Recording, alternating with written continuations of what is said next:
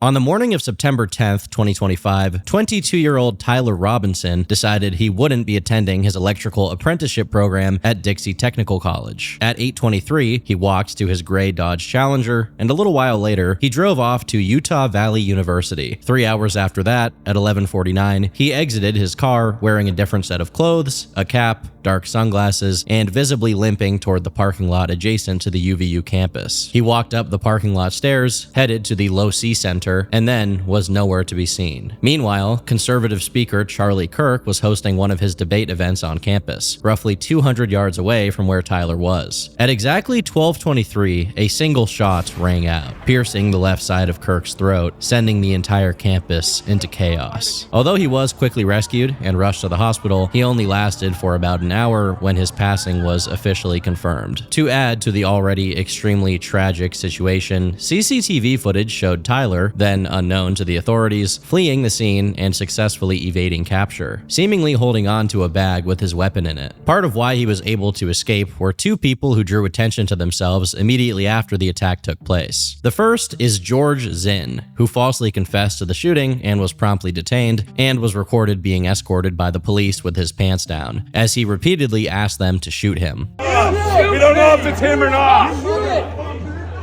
As it turns out, George Zinn is a man with a lifelong career of being a deranged nuisance orbiting political events. There are pictures of him accosting the former Utah House Speaker Greg Hughes, as well as former New York Mayor Rudy Giuliani. But more importantly, George is on record claiming to have personally witnessed 9/11 and instantly knowing that Al-Qaeda was behind it. Given Zinn's profile, this was most likely a tall tale, a false account to get attention. Something similar happened in 2013, when shortly after the Boston Marathon bombing, he emailed the Salt Lake City Marathon organizers and offered to help place bombs, which got him arrested for the threats. Other things noted in his legal records are commitments to mental hospitals, being arrested for theft of services, failure to disclose his identity, jaywalking, and other stuff like that. Due to the extremely controversial nature of this entire thing, George Zinn ended up being massively misreported as being Jewish, a narrative that found its way even to former NFL star Antonio Brown. However, George is actually a mentally ill man of Greek descent, with a Mormon religious background and a history of pulling this kind of stunt. Just a little while after he was detained, they noticed that he had no weapon on him, and there was no weapon discarded in the area he was in, meaning he couldn't have committed the crime. This doesn't mean he was innocent though, as when the police brought him in for processing, he had a medical issue that led to him being taken to a local hospital. There, he admitted that he did what he did to purposely hinder law enforcement from getting the real guy, and when asked by cops for his phone,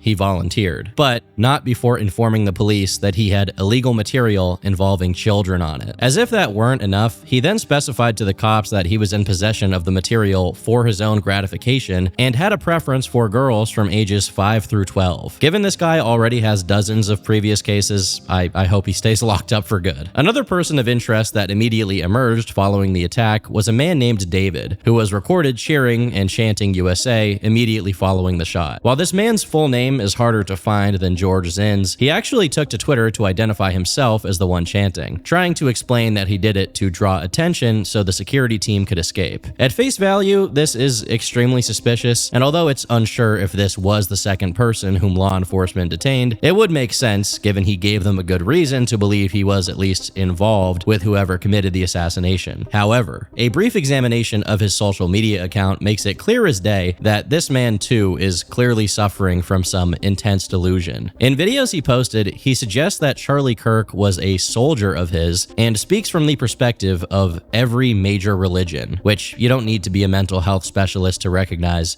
as a telltale sign of schizophrenia. Despite George and David clearly committing obstruction of justice, there is no evidence indicating that they were in on what happened. Over the course of the next day, law enforcement swarmed the location and started piecing together the shooter's movements leading up to the assassination, and a series of strange things were discovered. While examining the vantage point and CCTV footage that showed his escape from the scene, they eventually found that the killer had dumped his weapon nearby, wrapped in a towel. The weapon, which is a Mauser Model 98 .30-06 caliber bolt-action rifle with a mounted scope, was found along with its bullets. The casing, which was spent, had the words "Notices bulge, oh whoa, what's this?" engraved on it. If you're familiar with this kind of language, which I unfortunately am, this is a meme phrase usually associated associated with traps. Basically, the idea of it being that the speaker is attracted to a person who looks like a woman only to find out that they have a bulge, which the speaker is then interested in. And the word OO being a classic emote associated with anime. The intended irony here is obvious, as Charlie Kirk is infamous for his opposition to transgenderism, so having this phrase engraved on it immediately suggests a political motive. There were 3 more casings, all of which were unspent. The first one read, "Hey fascist, catch," followed by an up arrow, a right arrow, and 3 downward arrows, which is the stratagem code for the Eagle 500-kilogram bomb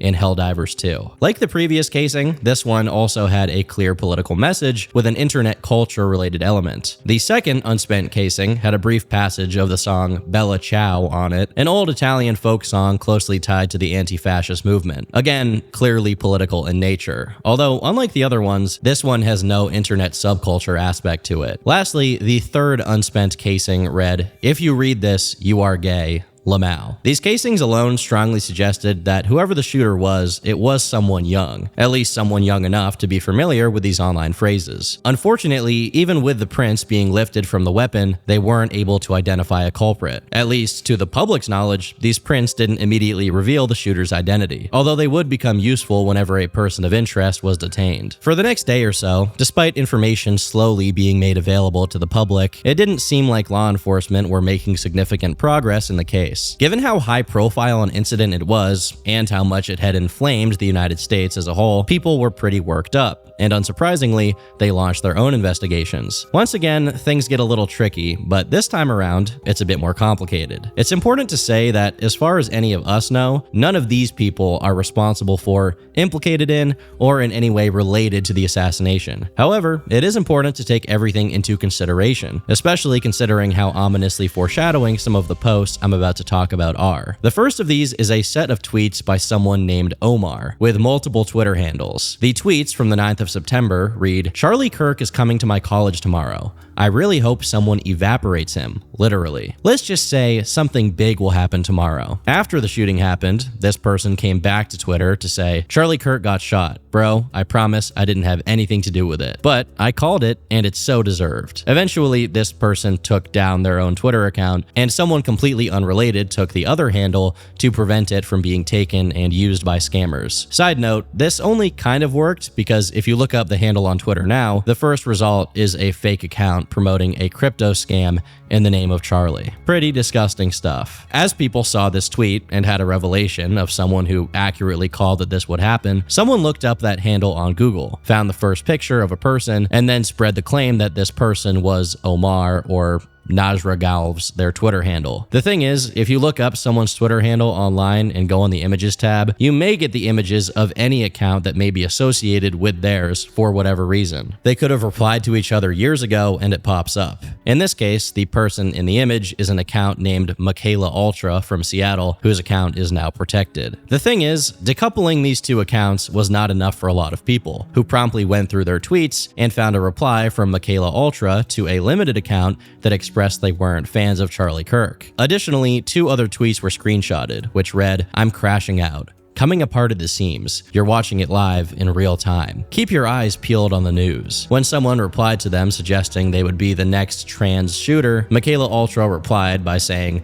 "Finally someone who is smart enough to read between the lines and figure out what all my Dr. Pepper posting is about." Now, as ominous as all of that sounds, especially since these tweets were made just a day prior to the assassination, and Michaela bearing some resemblance to AI-enhanced CCTV images of the assassin, the explanation to these tweets lies in the mention of Dr. Pepper. None of the tweets made on the day prior to the attack had anything to do with Charlie Kirk, conservatism, and it clearly wasn't serious, as they were all related to DMs exchanged with the Dr. Pepper Twitter account, demanding to talk to the real Dr. Pepper. On Instagram, they made a post saying, "I am suspended from Twitter, so I can't post proof of life there, but I would like to confirm that I am not the Charlie Kirk shooter." As far as I could tell, MKayla or Michaela Ultra never hinted at doing anything to Charlie Kirk, nor condoned what happened on the 10th. As far as who was really behind the Omar Twitter account, one person was found. First name Omar, last name Najera, like the Twitter handle, who also identified specifically as non-binary, just like the Twitter account. However, this person hasn't spoken out as of yet, and again, there is no specific evidence tying them to the crime. There was someone else, however, with much more incriminating material on their socials. Much like what happened to Michaela, as people ravenously dug through online posts to find evidence of someone connected to that Omar account who had hinted at what would happen to Kirk, they found a certain Sky Valadez. Sky was a member of a band called God's Finest Scalpel, or simply God's Finest, which was featured on a post of account Click Click Boom. Here, they're tagged as Straight Death, and if that name wasn't suggestive enough of some kind of terrorism, God's Finest had a song titled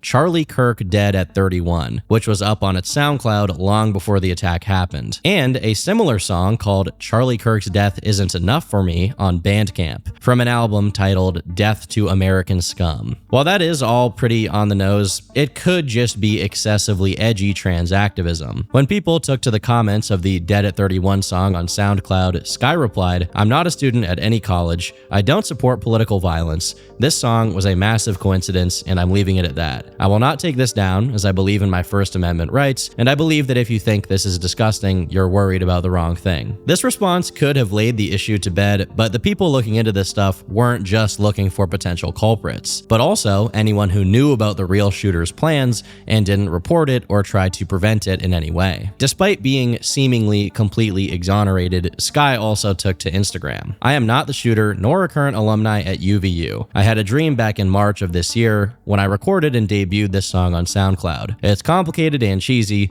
but I did foresee the death of Charlie Kirk this year. However, not at a conference and not by the hand of a gun. I've never been a fan of Charlie Kirk, mostly because I live under the LGBTQ+ umbrella and disagree with everything he says. Then again, I hate all politicians and politics because it's such a wildfire of a situation already. I do not support the shooting in any way, but I am relieved that a Nazi sympathizer is no longer wasting my oxygen." Unsurprisingly, that second half did very little to quell suspicions about potential foreknowledge. So people kept digging, and eventually they found a second Instagram account that belonged to Sky called letters_2_bishop. This account had a post with a picture of another band, presumably also in Utah, where one of the members bore a striking resemblance to the aforementioned Omar Najera. This led some people to speculate that they were bandmates, but as per God's Finest bio before Charlie Kirk's death, it was a band of one. There was one last person who was similarly picked up by Twitter as potentially having foreknowledge because just a day prior to the incident, they had said, "September 10th will be a very interesting day." While this tweet got tens of millions of views, they continued to be active on Twitter and showed proof that they very frequently made this kind of tweet. So sooner or later, this kind of coincidence would happen by sheer volume. Now, we are going to revisit the topic of people potentially having foreknowledge of the assassination, but at this point, as it stood, it was confirmed that none of these people were the killer, begging the question, who was actually behind the assassination? A whole day and a half after the shooting, on the evening of the 11th, the pictures of the killer in a cap and dark glasses were released. One of Tyler's friends, who was in the same Discord server with about 18 other people, sent the picture to their chat, jokingly remarking that it looked like Tyler and asking him where he was at. Tyler responded saying that his doppelganger did it,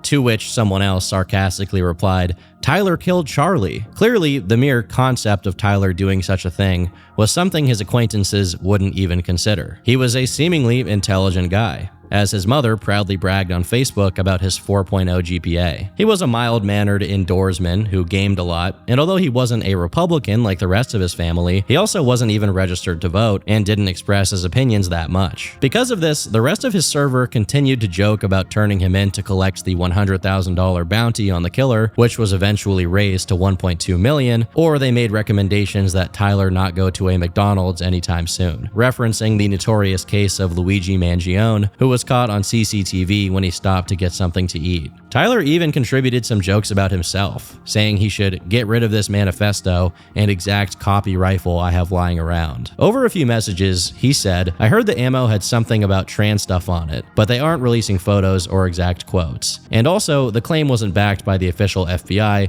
just some dude in the briefing room. I am actually Charlie Kirk. Wanted to get out of politics, so I faked my death. Now I can live out my dream life in Kansas. Now, there is some justified debate as to whether the other people in this Discord knew the full extent of Tyler's intents and actions before, during, or after the murder of Charlie Kirk. Partly, it's because these messages were provided voluntarily by one of Tyler's friends, meaning they could have either been tailored by this friend in such a way to exclude anything that would incriminate any other members of the server, or it could mean that due to this friend's forthcoming cooperation with law enforcement, he was given a degree of privilege or protection. While it's highly likely that at least one member of this Discord was aware of Tyler's crimes, it's also likely that multiple, if not the majority of the members had no idea. And some of them even expressed grief over the assassination, remarking that Charlie didn't deserve it. Regardless, Tyler definitely seemed intent on keeping people under the impression that he was innocent, and this included his family. For nearly 2 whole days, he kept his family in the dark, and he probably would have strung them along for longer if he could. But on the evening of the 11th, Tyler's father, Matt, saw the pictures of the killer on the news. To his unimaginable shock, he saw his son being reported about on national television for having murdered Charlie Kirk. Despite his utter shock and disbelief, Matt went to his son and simply asked him, "Tyler, is this you? This looks like you." Tyler immediately confessed. But when urged to turn himself in, he responded, "I would rather take my own life than turn myself in." Matt promptly contacted their local Mormon bishop, Scott Messinger, and asked him what he should do, who said that despite the risk of Tyler ending up getting the death penalty, they had to turn him in, which his father did, while also refusing to accept the reward money from the FBI. Knowing that his fate had been sealed, Tyler felt the urge to come clean to his friends on Discord. "Hey guys, I have bad news for you all. It was me at UVU yesterday. I'm sorry for all of this. I'm surrendering through a sheriff in a few moments. Thank you for all the good times and laughs. You've all been so amazing. Thank you all for everything." There was no immediate response, and only much later, one of the members sent a message asking that the others pray for Tyler. At 11 p.m. that day, the cops came and arrested him, though what was supposed to give the public some relief ended up just raising even more questions. However controversial this was initially, establishing Tyler's motive was the easiest part. The casing clearly antagonized Kirk as a fascist, his family remarked that he had recently expressed that Charlie Kirk was full of hate, and his growing left-wing sentiment coincided with his distancing from his family's Mormon religious practices. The fact that he committed the crime was also an easy task to prove, as they forensically recovered a note that he had written and attempted to dispose of, wherein he said, "I have the opportunity to take out Charlie Kirk, and I'm going to take it." On one of his devices, they also found communications with a roommate, not named in the affidavit, about needing to retrieve his rifle. This leads me to think that he acknowledged he'd made a mistake in leaving his weapon behind and wanted to go back to get it. But he took too long, and law enforcement got to it first. With the weapon and the towel it was wrapped up in, they found DNA that was a match for Tyler's. As far as the crime itself, it looked pretty open and shut. That is, until further consideration was given to other people being potentially involved in the lead-up. You see, soon after his capture, Tyler went completely silent and has refused to cooperate with the police, which led the public to discovering en masse that a lot of the finer pieces of information about his online activities came from someone else. While the roommate was initially anonymous, that didn't last long, as a neighbor of Tyler's came forward to speak with the media, and some pretty interesting things were said when the topic came up, and the neighbor claimed to have witnessed them together. Were they holding hands? Yeah, they were. So, yeah, they drove off in his car, the Dodge Challenger. And so they looked like they were couples? Yeah. There's some published reports out there that this individual, the roommate, may have been transitioning. Did that correlate with what you saw?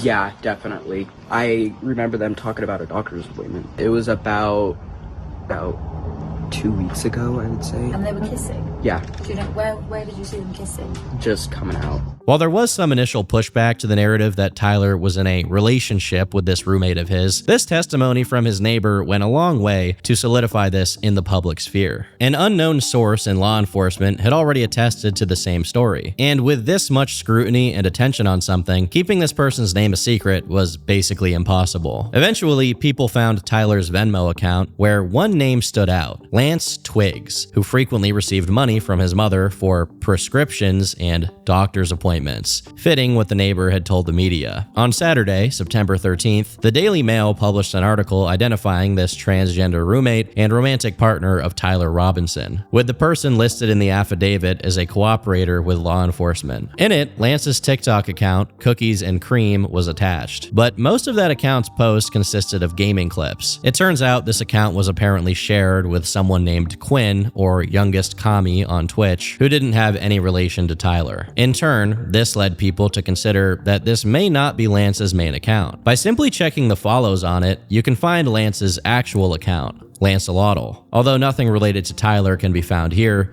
mostly because the majority of the posts come from long before Lance would have been his roommate. As this news grew to national proportions, relatives of Lance's began to speak out, claiming that Tyler and Lance hated conservatives and Christians. Going on to say, "I think Tyler got a whole lot worse in the year they have been dating. They are big gamers, and obviously they have that group that influences them as well as others." Lance disclosed that he had a boyfriend, not to me directly. He wanted to have lunch with other family members to introduce his boyfriend. I was afraid he might hurt someone. Lance is not a healthy person. He's very angry with anyone who is supportive of conservative ideals and Christian values. As far as I know, he was not going by another name. I just know he was in the process of transitioning. I know he was trying to take different medications. Now, I should note that I'm exclusively going off of what's on the news, as misinformation related to this aspect of the story peaked on Twitter. But based on a collection of testimonies from multiple, and mostly anonymous, relatives who were spoken to by the media, both Tyler and Lance were black sheep of their families to different degrees. Tyler was mostly described as resigned from any social activity, being a big gamer since a very young age in a way that is almost disarmingly relatable. He wanted to develop games.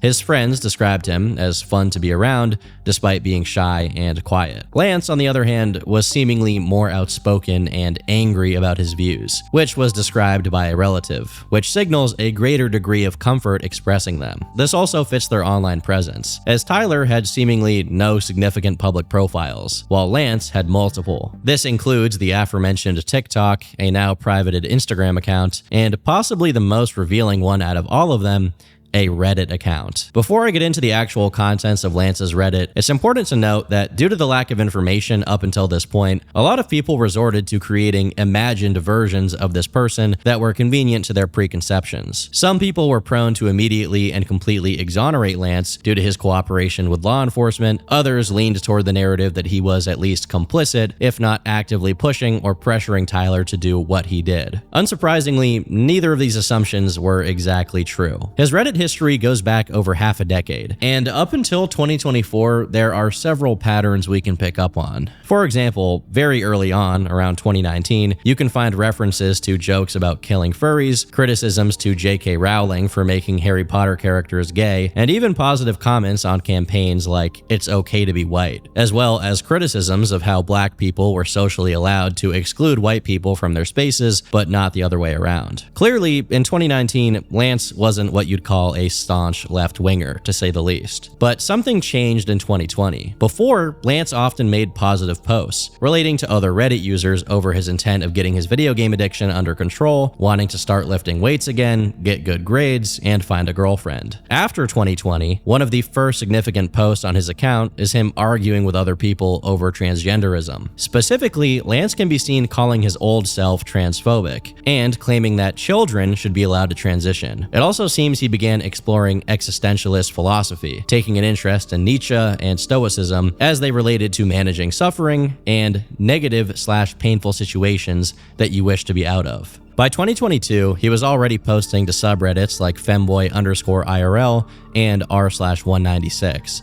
Both of which are well known for their predominantly trans user base. This isn't to say he was a conventional left-winger though, as multiple posts signaled that he was sufficiently far left, and that he no longer believed in political parties altogether, claiming that all they were after was money. Another interesting sign here is his continued investment not only in video games, but also in websites like 4chan, and more specifically, the R9K board. If you want a slightly deeper dive into what goes on R9K, you can watch my video about Reiko's femboy cult, but to make a long story short, it's infamous for being full of rabid incels, transgender people, and combinations of the two, all of whom are bonding over feeling socially excluded or otherwise dysfunctional. If you've been listening to what I've been saying, then I think you're starting to get the idea. All of this automatically put Lance squarely outside of the regular political spectrum, and although he was clearly left-wing, he definitely felt ambivalent about a lot of issues. For example, in one instance, he actually made fun of people who got upset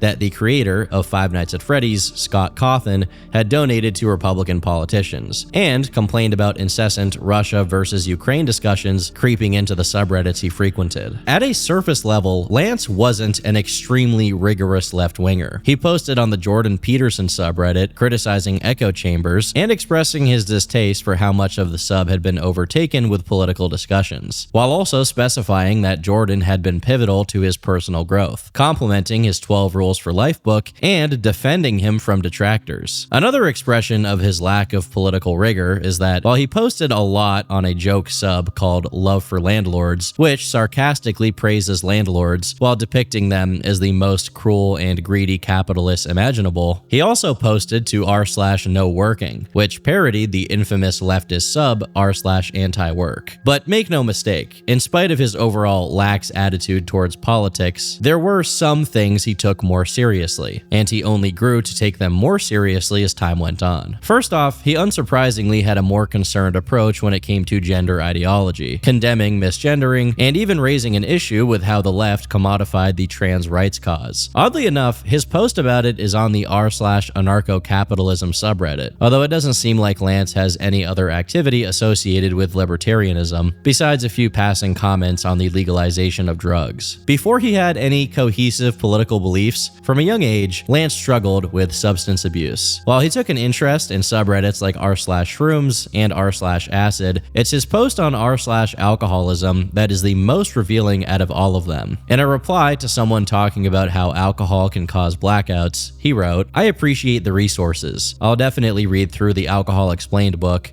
The blackout piece was solid. I don't think about choking. I am so glad I can't fall asleep on my back. It kinda saved me there. Lol. I kinda feel like it's too late on the addiction part, because I did a ton of weed earlier in my teens, and I can tell it messed with my energy and attention levels. And I mean this in no edgy or depressing way, but I don't really see myself making it past about 25 at this rate, so I'm not too worried about the long-term effects. I think I'll wait until legal age at least to try any alcohol again though." While this is quite revealing on its own, with Lance expressing a certain degree of hopelessness about his own life expectancy, it gets more interesting when you check the other comments on this thread and notice he's replying to all of them. Based on this, despite the original thread now being deleted and having its contents, as well as who created it, hidden, the Wayback Machine reveals what was originally there. In the thread's body, Lance, who would be 19 or 18 at the time this thread was made, tells a story in which Lance drank anywhere from half to a whole bottle of 40% vodka in 2 hours, while simultaneously being high, blacked out, and waking up with vomit everywhere. Clearly, there was something wrong with him. And other posts also have him talking about suffering from bulimia. Although there are some associations between eating disorders and substance abuse, and also with both of those things and gender dysphoria, what's important to focus on here is how it all contributes to his aforementioned hopelessness. The idea that he'll be dying soon no matter what. Based on other posts of his, Lance identified himself and his friends as abandoning religious beliefs, and even described a situation in which his family basically disowned him relating to it. While this matches the testimony of one of Lance's relatives, it doesn't tell the full story, as he continued to live with his family for a good while after. Even after he moved out to be roommates with Tyler, the Venmo shows he continued to get money sent to him by his parents, and it's quite likely they helped them with their housing, since the place they shared cost $1,800 a month. And as far as is publicly known, neither of them had very good jobs to afford that kind of place. Even if they had issues with them, both Lance and Tyler appeared to receive continuous support from their families despite their lifestyle. While there has been a lot of conflicting information about this, Lance was indeed undergoing a transition, at least as of a year ago, as he could be seen talking about the effects of HRT on r/trans DIY about a year ago. Soon after that, about 10 months ago as of me writing this, he already mentioned having a boyfriend, which coincides with the reports he was in a relationship with Tyler. There's one last bit of info that I think is worth correcting. There's been some speculation speculation that Lance's Instagram bio having the word fish finder is some kind of coded message about grooming minors into becoming trans. While that is a very real phenomenon, with the likes of Giggly Goon Clown being obsessed with doing exactly that, in this case, it's incorrect. Not only is Lance on the record years ago talking about how much he liked going fishing, but he also has some posts criticizing online trans communities for calling other people eggs, which basically means they're trans but haven't discovered themselves yet. With all of this established, and paired with testimonies from their relatives, there was nothing particularly unusual about their upbringing. This extremely sad and dark picture from Tyler's mom's Facebook shows him in 2013 playing a game on his computer. Lance is no different, although instead of performing really well academically, like Tyler, Lance actually seemed more socially well-adjusted and artistically inclined. My name is Lance Tweeds. I am playing country concerto for young pianists, and I like piano because it gives me something other than playing video games to do with my fingers. But from 2019 to 2024, both of them slowly moved from somewhat apolitical to left-wing, with a large emphasis on the topic of trans rights. While Lance's was well documented through his own Reddit, Tyler's was quieter. But there, nonetheless, a former classmate of his described him as being a Reddit kid. Seemingly, just like something happened in 2020, a similar effect took place in 2024 when Lance and Tyler moved in together, and their families started to notice both of them feeding off of each other and becoming more politically inclined. For a few days after the assassination, the exact dynamic between them was unknown, but just a few days ago, their final Discord messages to one another were released, and they read as follows. Tyler, drop what you are doing. Look under my keyboard. Lance, what? You're joking, right? Here, Tyler is referencing the note I had mentioned earlier that had been destroyed and was recovered, where he declared he was going to take Charlie's life. Their conversation continued. Tyler, I'm still okay, my love, but am stuck in Orem for a little while longer yet. Shouldn't be long until I can come home, but I gotta grab my rifle still. To be honest, I had hoped to keep this a secret till I died of old age. I am sorry to involve you. Lance, you weren't the one who did it, right? Tyler, I'm sorry. Lance, I thought they caught the person. Tyler, no, they grabbed some crazy old dude, then interrogated someone in similar clothing. I had planned to grab my rifle from my drop point shortly after, but most of that side of town got locked down. It's quiet. Almost quiet enough to get out. But there's one vehicle lingering. Lance, why? Tyler, why did I do it? Lance, yeah. And Tyler responds with the following diatribe. I had enough of his hatred. Some hate can't be negotiated out. If I am able to grab my rifle unseen, I will have left no evidence. Going to attempt to retrieve it again. Hopefully they have moved on. I haven't seen anything about them finding it. Lance, how long have you been planning this? Tyler, a bit over a week, I believe. I can get close to it, but there is a squad car parked right by it. I think they already swept that spot, but I don't want to chance it. I'm wishing I had circled back and grabbed it as soon as I got to my vehicle. I'm worried what my old man would do if I didn't bring back Grandpa's rifle. I don't even know if it had a serial number, but it wouldn't trace to me. I worry about prints. I had to leave it in a bush where I changed outfits. Didn't have the ability or time to bring it with. I might have to abandon it and hope they don't find prints. How will I explain losing it to my old man? Only thing I left was the rifle wrapped in a towel. Remember how I was engraving bullets? The messages are mostly a big meme. If I see notices bulge ooh-woo on Fox News, I might have a stroke. Alright, I'm gonna have to leave it. That really sucks. Judging from today, I'd say Grandpa's gun does just fine. I don't know. I think that was a $2,000 scope. Delete this exchange. My dad wants photos of the rifle. He says Grandpa wants to know who has what. The feds released a photo of the rifle, and it is very unique. He's calling me right now, not answering. Since Trump got into office, he has been pretty diehard MAGA. I'm gonna turn myself in willingly. One of my neighbors here is a deputy for the sheriff. You are all I worry about, love. Lance, I'm much more worried about you. Tyler, don't talk to the media, please. Don't take any interviews or make any comments. If any police ask you questions, ask for a lawyer and stay silent. While Lance did follow Tyler's wishes on the first request, he didn't on the second, as he did cooperate with law enforcement extensively as per the affidavit. Now, if you're wondering about the visuals for the messages on screen, those are not the actual screenshots, but instead depictions of what the messages would look like. However, the contents of the messages are genuine. It's technically possible that Lance and Tyler coordinated this exchange beforehand to exonerate Lance of any cooperation, given the pretty performative nature of some of Tyler's messages especially. Given they did live together and shared political views, it's not impossible. But at the same time, it's also possible that, indeed, Tyler concocted and carried this plan out on his own. Given Lance was more expressive and even-minded, while Tyler was much harder to read even by his close friends, it could be that the latter was a ticking time bomb, and his political beliefs about Charlie Kirk, paired with his attachment to Lance, who was trans, were enough to set him off. As it currently stands, Tyler is potentially facing the death penalty, and Lance is nowhere to be seen or heard from. For many people, this was case closed, but other people have pitched the possibility that even if Lance had no foreknowledge, it doesn't mean other people couldn't have. Beyond those I've mentioned earlier in the video, there were a few other suspicious details surrounding the whole incident. For example, a neighbor of theirs claimed that 2 weeks prior to the attack, several people driving cars with out-of-state plates were seen going in and out. Additionally, there were a couple of Change.org petitions by locals who were vehemently opposed to Charlie Kirk speaking at the university, and some of the comments got pretty questionable. Besides the name-calling and political accusations, there were some comments like, "No tolerance for Nazis like Kirk. Stop the speaking or someone else will." Of course, this could just be someone making a baseless threat due to how they felt about Charlie, but it goes deeper. A day prior to the assassination, a now-deleted TikTok account called Definitely Not Jackson made a post with the captions, "Charles James Kirk, Mr. College Dropout,